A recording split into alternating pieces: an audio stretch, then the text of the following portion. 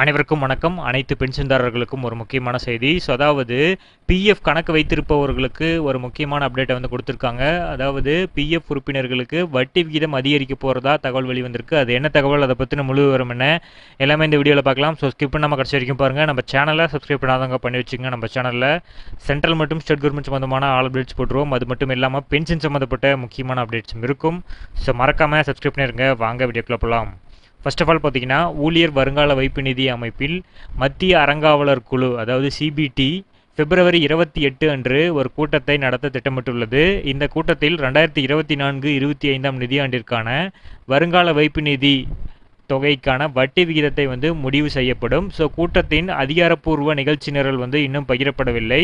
எனினும் நடப்பு நிதியாண்டிற்கான வட்டி விகிதத்தை இறுதி செய்வது கூட்டத்தின் ஒரு முக்கிய அம்சத்தில் ஒன்றாக இருக்கும் என ஊடக அறிக்கைகள் வந்து தெரிவிக்கிறாங்க.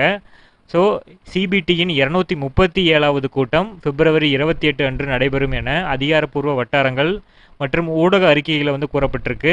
மத்திய தொழிலாளர் மற்றும் வேலைவாய்ப்பு அமைச்சகத்தின் தலைமையிலான சிபிடி இபிஎஃப்ஓவின் முடிவுகளை எடுக்கும் உச்சகட்ட அமைப்பாக உள்ளது. இதில் முதலாளிகள் சங்கங்கள், தொழிற்சங்கங்கள், மத்திய மற்றும் மாநில அரசு அதிகாரிகள், பிரதிநிதிகள் ஆகியோர் வந்து உள்ளனர்.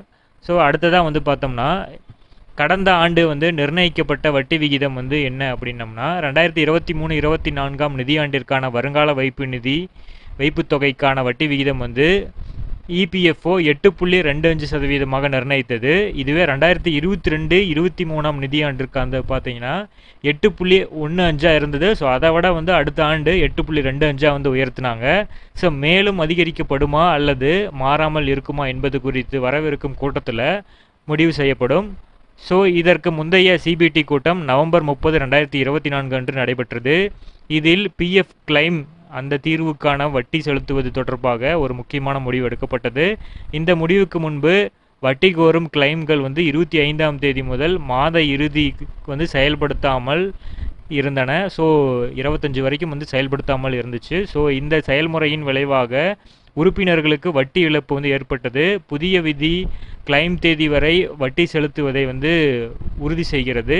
அடுத்ததாக 2023-24 நிதியாண்டிற்கு இபிஎஃப்ஓவின் ஆண்டு அறிக்கையின் பிரகாரம் பங்களிப்பு செய்யும் நிறுவனங்களின் எண்ணிக்கை 2022-23 ஆண்டில் 7.18 லட்சத்திலிருந்து 6.6 லட்சமாக 6.6% அதிகரித்து 7.66 லட்சமாக வந்து அதிகரிச்சிருக்கு.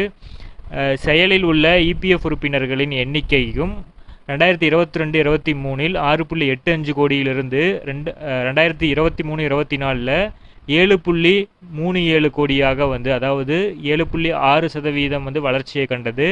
ஸோ இந்த அறிக்கை கடந்த சிபிடி கூட்டத்தில் வந்து அங்கீகரிக்கப்பட்டது. லட்சக்கணக்கான ஊழியர்கள் தங்களது நீண்டகால சேமிப்பிற்காக இந்த வைப்பு தொகையை வந்து சார்ந்திருக்கிறார்கள்.